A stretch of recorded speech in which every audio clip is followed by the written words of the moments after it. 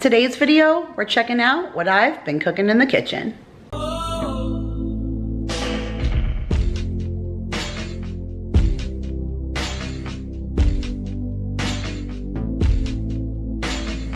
Hey guys, Kira here from 50 Shades of Mom, back to share another video with you guys, and today we're tackling what's for dinner.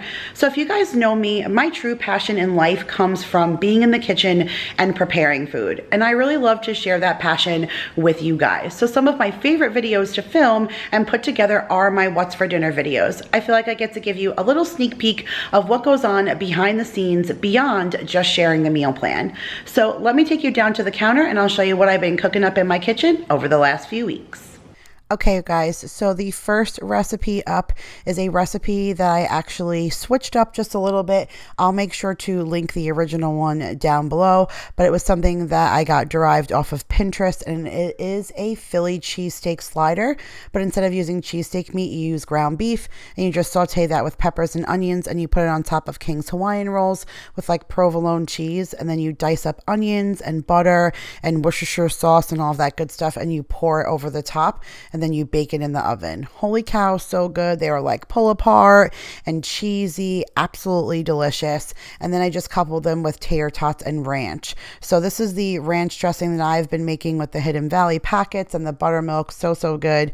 And then these are the tater tots that I get from Trader Joe's. Now I've been cooking them all the time that I've been getting them in the past in the oven, but now that I have this air fryer, which is absolutely amazing, which I'll link down below if you guys want to check out that air fryer as well.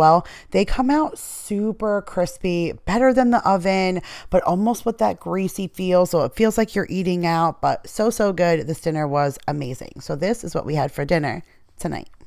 All right, guys, now tonight for dinner was another new recipe. This was something I made in the pressure cooker, which I'll also link below. That's the same company that makes my air fryer. I absolutely love them. And we're coupling this chicken with the 4-cheese risotto rice that I have gotten from Walmart. You guys, this rice is something to talk about. This risotto is amazing. The arborio rice cooks up perfect. The flavor is the best, probably some of the best rice I've ever had. Even with my own arborio rice, I still haven't been able to replicate that. And so this, I highly recommend it. $1.50 a box. We need 2 boxes to feed our family, but absolutely delicious. And then this is the Olive Garden chicken. So it's 3 ingredients, just the dressing, the Parmesan cheese, and the chicken cooked in the pressure cooker. It was okay. You can see how juicy it was. It was delicious. I feel like the dressing is a little too much with the Parmesan cheese. It was a lot of flavor, but still, nevertheless, for the first time ever making it, it was pretty darn good. So definitely something I would make again. And of course, anything that's been made in the pressure cooker is obviously super easy because with those 3 ingredients, it's pretty much dump and go. So this was an excellent meal. Not my favorite, but that rice, you guys, holy cow, thebomb.com. So this is what we had for dinner tonight. Now up is one of my favorite nights of the week. We usually do some kind of Tex-Mex themed dinner at least once a week. And this particular day we did spicy chicken nachos. So I had leftover chicken from a big rotisserie chicken, and I pulled it and I made a nice hot sauce kind of thing, and I tossed all of the chicken in it, and then we coated it and put it on top of nachos with cheese and lettuce, tomato, sour cream, cilantro, like the whole deal. So delicious.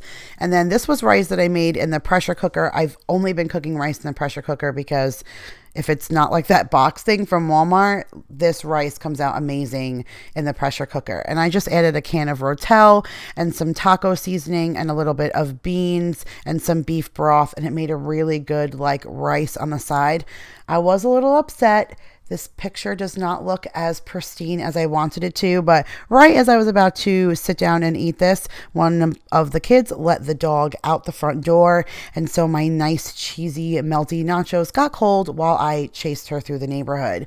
But nevertheless, when I came back, I still had to show you guys, cheesy, melty or not, because this was so stinking good. Speaking of cheesy and good though, let's talk these breakfast enchiladas.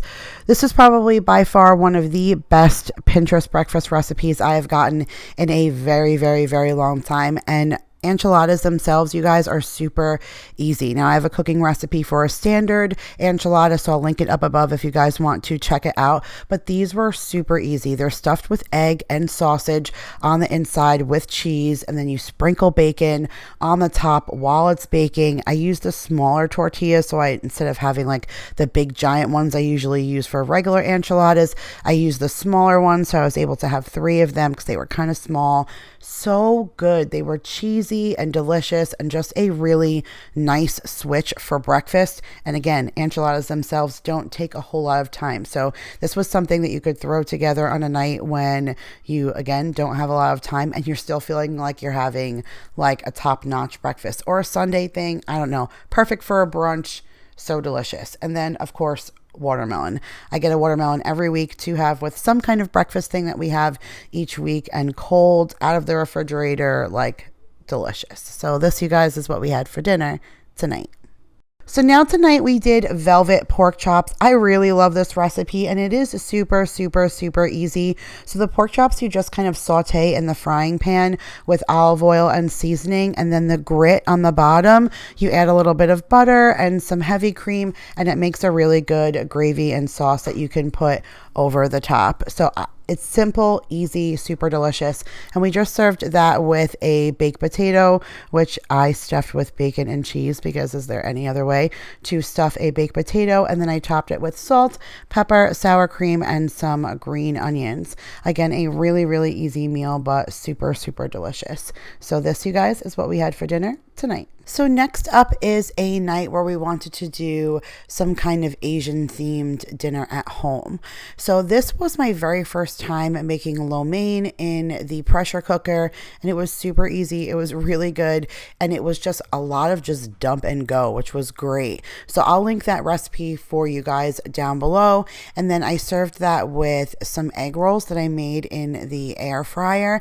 And then I found these really, really awesome fortune cookies. So I'm going to show you guys the box in just a second, but they were only $1 and so delicious. Kind of really added to like the theme of our Asian themed night. And of course I had to top it with duck sauce. I don't know about you guys, but like duck sauce completely completes any like Asian themed meal for me. And then here is that box of fortune cookies. So I think that was $1.99 or something, or $1 at Food Lion, and it was really awesome. It was fun for the kids, like to break them open and for us to kind of read everything that was on the inside. So we definitely had a lot of fun with this dinner, and again, easy, and it felt like we were eating like Chinese food at home, but it didn't cost a whole lot of money and we didn't have to wait for the delivery guy. So that is it, guys. That's what we had for dinner tonight. So tonight is probably one of the favorite recipes that I want to show you guys in this particular What's for Dinner video. This is my coconut rice and my strawberry basil chicken that I have in my cookbook. So if you guys didn't know that I had a cookbook, it's always linked below down in the description box, and it is available on Amazon. But this chicken recipe is super easy. Again, I am all about easy recipes that look good and taste good.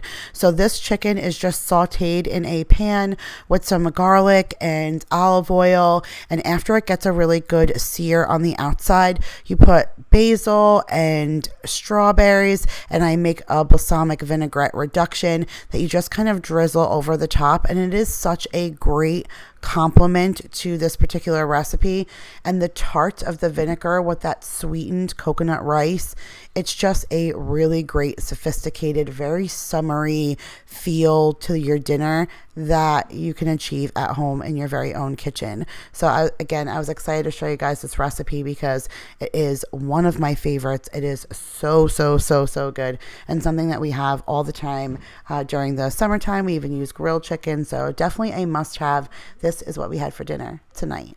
All right, guys, and then last but not least is like this Santa Fe chicken recipe. So again, like I said, I always do some kind of Tex-Mex theme about once a week, and this was something so different. It was actually in one of those crock pot books that I got from the Dollar Tree, and it was like a very dump and easy, like beans and chicken and cream cheese and a jar of salsa, like really just simple dump and go ingredients. And it came out so cheesy and so so good that my husband and I ate this like a night after night after night, all the leftovers on nacho chips with sour cream and the green onions.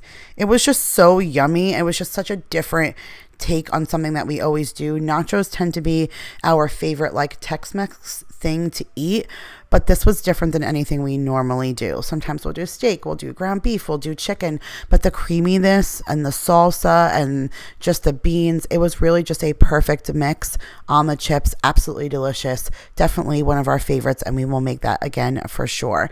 But that is it, guys. That's it for this What's for Dinner video. I hope you guys truly enjoyed all the clips that I was able to put together. Again, I always have some difficulty. I've been voicing them over lately just because it is never quiet in my house, so I get a little bit of a overview and then I'm try my best to kind of talk it out and explain it to you guys. So I hope this way works for you. This way I can still kind of show you little bits and pieces of the things that I cook in my kitchen.